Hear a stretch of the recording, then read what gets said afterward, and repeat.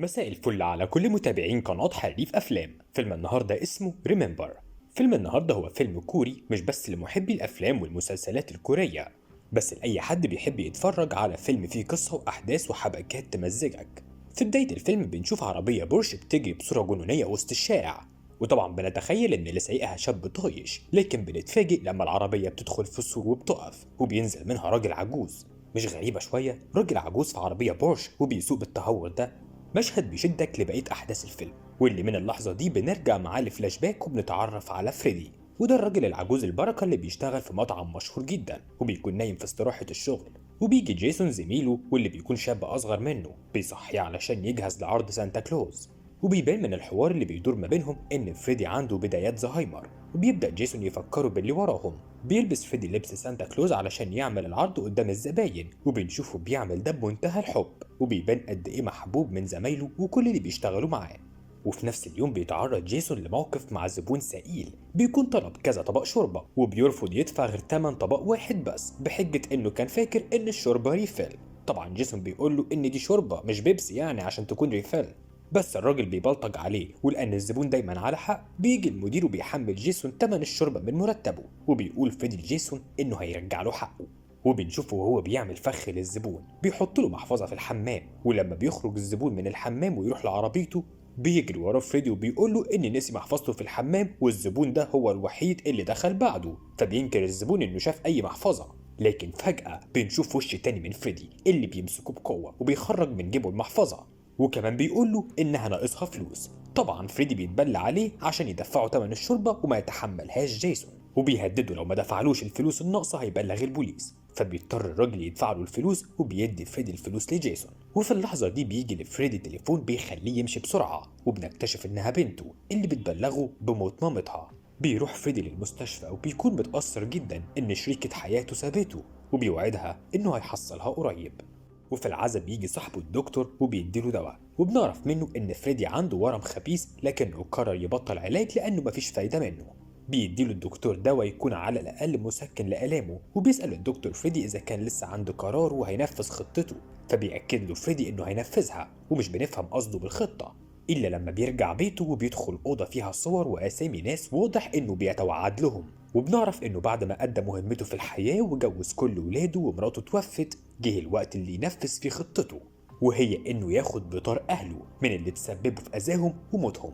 وبيبدأ فريدي يفتكر ابوه اللي اتسجن واتسحل واتضرب لحد الموت وقت احتلال اليابان، ومامته اللي اتبهدلت بعد ابوه، واخته اللي استخدموها من ضمن نساء المتعة للجيش الياباني.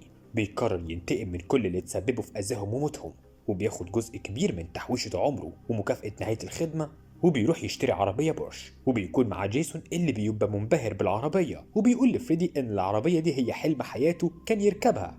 طبعا جيسون متخيل ان فريدي راجل كول جدا وقرر يعيش حياته بعد التقاعد وموت مراته، وجاب بورش بقى وهيصيع، ما يعرفش البلاوي اللي رايح لها برجليه.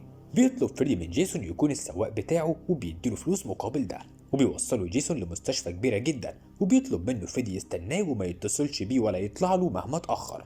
بنلاقي فريدي عارف مداخل ومخارج المستشفى كويس، وعارف الأماكن اللي ما فيهاش كاميرات. بيوصل لمكان وبيطلب من شاب يقوم عشان يقعد مكانه لأن المكان ده الكاميرا مش بتغطيه. وبيكون رئيس المستشفى جونج بيك محجوز في غرفة كبار الزوار، وبتكون معاه بنته، ولما الممرضة بتديله حقنة مش بتلاقي وريد، فبتهزقها بنته وبتجبرها تعتذر لها، وبتطلب بممرضة تانية غيرها لباباها. وبنشوف جبروت بنت جونج واللي ورثها عن ابوها، وبنفهم انه هو ده اللي فريدي بيستهدفه. بيفضل مستني بره لحد ما بتروح عليه نومه وكل المرضى بيمشوا، وبيكون نايم لوحده على الكرسي، فبتيجي عاملة نظافة وبتطلب منه يمشي لأن ممنوع ينام هنا. بيصحى فريدي وقبل ما بيقوم بيلاقي جيسون جايله، بيقوله متأخر عليه ومش بيرد على التليفون عشان كده طلع له، فبيطلب فريدي من جيسون يستنى تحت لأنه هيأخر جدا بسبب زيارته لصديق قديم ليه.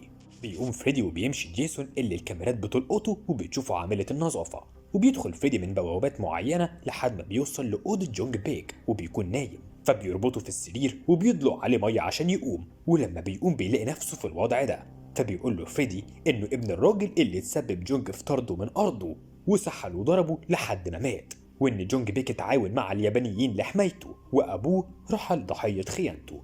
بيكون فريدي مجهز مسدسه جوه ازازه بلاستيك عشان تكتم الصوت، وفعلا بيقتله وبيمشي. تاني يوم بيشوف جيسون في الأخبار إن رئيس المستشفى اتقتل وإنهم شاكين في شاب تم رصده في الكاميرات ولسه بيدوروا عليه. لكن جيسون ما بيكونش عارف إنه هو المشتبه فيه، وبيلاقي فريدي بيطلبه في مشوار تاني للمكتبة وبيروح معاه. وهناك بيكون الهدف التاني لفريدي ياناغاوا اللي بيتكلم عن إنجازات الكوريين بعد الحرب والاحتلال، وبيكون راجل منافق بيزور التاريخ، وبيكون هو اللي اتسبب في موت أخوه فريدي بعد ما أقنعه يروح منجم تبع اليابان، وهناك بيموت من العمالة اللي ما فيهاش أي آدمية أو رحمة. مش بيكون فاهم جيسون إيه سبب حضورهم الندوة دي في المكتبة، وبعد ما بتخلص الندوة بيطلب فريدي من جيسون يمشي ورا عربية ياناغاوا، فبينفذ جيسون اللي بيطلبه. وفي الطريق بيقول له ان رئيس المستشفى اللي كانوا فيها امبارح اتقتل، لكن فريدي مش بيعلق.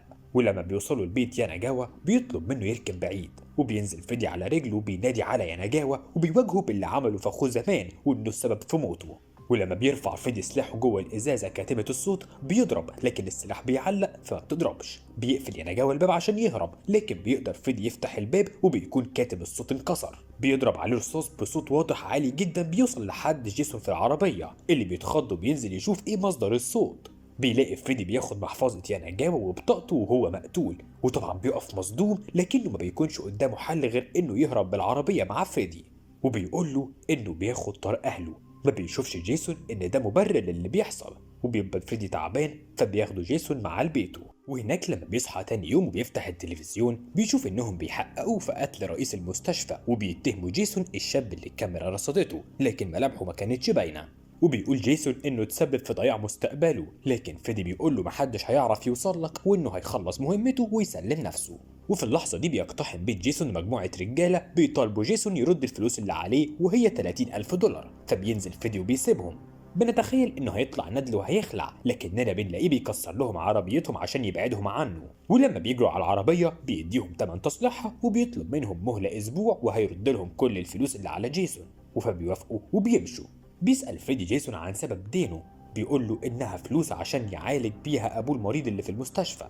فبيوعده فريدي انه لو كمل معاه توصيله لكل ما كان مخطط له هيديله فلوس تكفي سداده لديونه وتعيشه مرتاح، وبعدها هيسلم نفسه مش هيكون على جيسون اي تهمه. فبيسأله جيسون كده قدامك كام ضحيه يعني؟ بيقول له 3، وبيقول له على اساميهم. فبيتصدم جيسون من الرقم وبيحس انه عايش في كابوس مش عارف يخرج منه، لكن للاسف ما قداموش حل تاني غير انه يفضل ورا فريدي. وبيكتشف المحقق ان اللي بيربط ما بين موت رئيس المستشفى وياناغاوا هو علاقتهم باليابان زمان، عشان كده بيقرر هو اللي يروح حفل سفارة اليابان، واللي بيكون فيها الهدف الثالث لفريدي واللي اسمه هيساشي السفير الياباني في سفارة اليابان، واللي الحفلة دي كلها معمولة على شرفه وشرف انجازاته. لكن بيكون هيساشي ده اغتصب اخته لما بعتوها له مع نساء المتعة لليابانيين، فبيزور فريدي بطاقة باسم ياناغاوا اللي اتقتل، لكن ما تمش اعلان قتله في الصحافة لسه، وبيدخل بها للحفلة. ولما بيفتشوا شنطته بيلاقوا فيها ازايز كوكاكولا والبان، وبيدخل فيدي للحفله وبيقرر يروح الحمام عشان ينفذ خطته. وفي الحمام بيعمل غاز بالرماد بيحطه جوه علب الكوكاكولا وبيجهز مسدسه. ولما بيكون في الحمام بيسمع صوت حد دخل، فبيولع سيجاره يشربها ويخرج. وبيقابل المحقق اللي بيحقق في موت رئيس المستشفى وياناغاوا. بيشك المحقق في فريدي وبيشتبه فيه وبيقرر يتابعه في الحفله. وفعلا لما بيسأل عليه في سجلات الحفلة بيكتشف انه منتحل شخصية ياناغاوا اللي مات، بس بيكتشف ده متأخر بعد ما فريدي بيتسبب في دخان في كل حتة وقت إلقاء هيساشي الكلمة على المسرح. فبيحاولوا قوات الأمن حماية هيساشي وبياخدوه عشان يهربوه، لكن فريدي ده قرد بيقدر يوصل له ويرفع سلاحه عليه ويشد ويقفل عليهم باب محكم بيبقى بينه وبين البوليس. وبيواجه فريدي هيساشي باللي عمله في أخته زمان وإنه هيقتله عشان ياخد بطاره منه.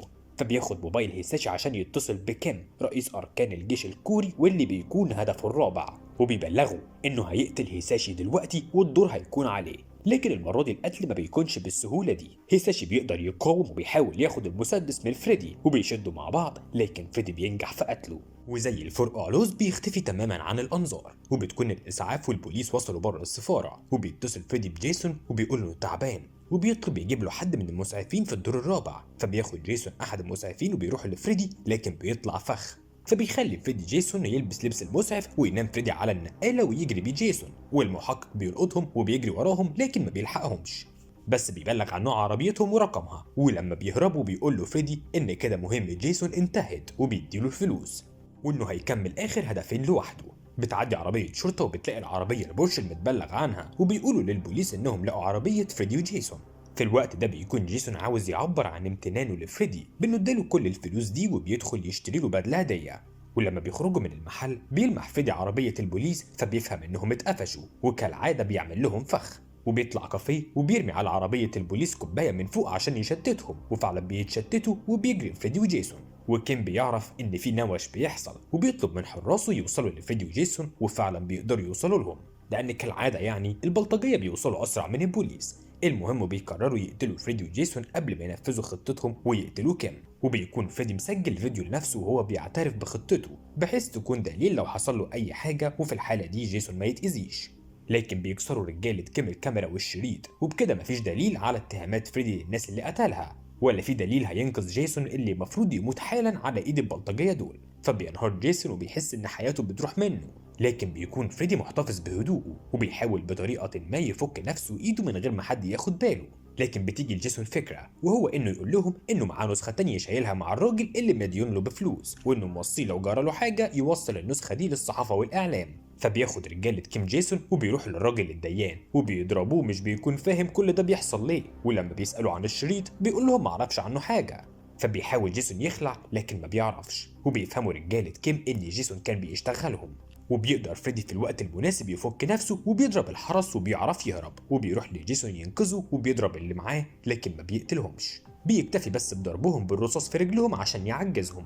وبيكون جيسون مصاب، فالإسعاف بتجيله، وهناك بيشوفوا المحقق وبيتعرف عليه. أما فريدي بيسوق لأول مرة البورش، وبنشوف أول مشهد الفيلم بدأ بيه، وبنشوفه هو تعبان وبيقاوم عشان ينفذ خطته. ولما العربية بتدخل في السور بينزل منها، وبتقف له عربية عيلة من أب وأم وبنت، وما يعرفوش إنهم مركبين معاهم قاتل متسلسل. بيروح فريدي يحضر حفل تكريم رئيس الأركان كيم، واللي هيتكرم فيها فريدي نفسه. ومن هنا بنعرف إن فريدي أصلا كان بيشتغل في الجيش زمان.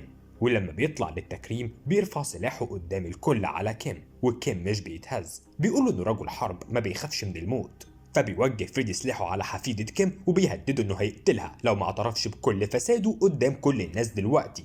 فمش بيلاقي كيم قدامه حل غير انه يقول انه تواطأ مع اليابانيين زمان، وجمع بنات كوريا على اساس هيطوعهم ويشغلهم. لكن الحقيقة انه كان بيبعتهم لليابانيين كنساء متعة، وانه سخر جنود كتير لخدمة اليابانيين، وانه راجل فاسد واشتغل طول السنين اللي فاتت لصالح اليابان. ولما بيخلص اعترافه بيقتلوا فريدي بمسدسه اللي قتل بيه اللي قبله. وبيكون المحقق وجيسون في الطريق بعد ما بيحكي جيسون للمحقق كل حاجة، وبيقول له المحقق ان كيم اتقتل، والبوليس محاصر فريدي وهيقتلوه. فبيقول له جيسون ازاي فريدي استسلم بالسهولة دي وقتل كيم في وسط كل الناس وهو لسه فاضل له هدف اخير. وفجأة بيتصدم جيسون لما بيدخل على النت ويعمل سيرش، وبيكتشف ان الهدف الاخير اللي اسمه تاكايوشي، وده اسم فريدي اللي غيره زمان لما انضم لليابانيين. وفعلا بنلاقي فريدي موجه مسدسه على نفسه، وبيفتكر كلامه مع اخته وهو رايح ينضم لليابان وغير اسمه. اتخلى عن اخته اللي قالت له انه بكده بينضم للناس اللي اغتصبوها وقتلوا ابوه، فبيقول لها انه لازم يفكر في مصلحته عشان يعرف يعيش، وبيسيبها وبيمشي. وعشان كده دلوقتي قرر يعاقب نفسه وينتحر زي ما موت كل اللي تسببوا في دمار اهله. بيجري عليه جيسون وبيطلب منه ما يكونش جبان ويواجه مصيره ويتحاكم بدل ما يقتل نفسه، ولأن غريزة البقاء بتحكم ما بيقدرش فريدي يقتل نفسه، وفعلا بيسلم نفسه للشرطة وبيتسجن. أما كيم فبيدفن بدون أي تكريم من الدولة ولا حتى تحية عسكرية بعد انكشاف فساده قدام العالم كله. وبيمر الوقت وبنشوف جيسون وهو بيزور فريدي اللي بيكون الزهايمر اتمكن منه بعد ما أدى رسالته وخطته، وكأنه استسلم للمرض اللي كان بيقاومه طول الوقت عشان ياخد حق أهله من كل الناس حتى من نفسه. الحلقة دي من كتابة ريم هشام المعريفي وتعليق صوتي ستيفن حليم. وبكده يكون الفيلم خلص. لو عجبك الفيديو ما تنساش تدوس لايك وتشترك في القناة وتفعل جرس الصفحة عشان يوصلك كل فيديوهاتنا الجديدة.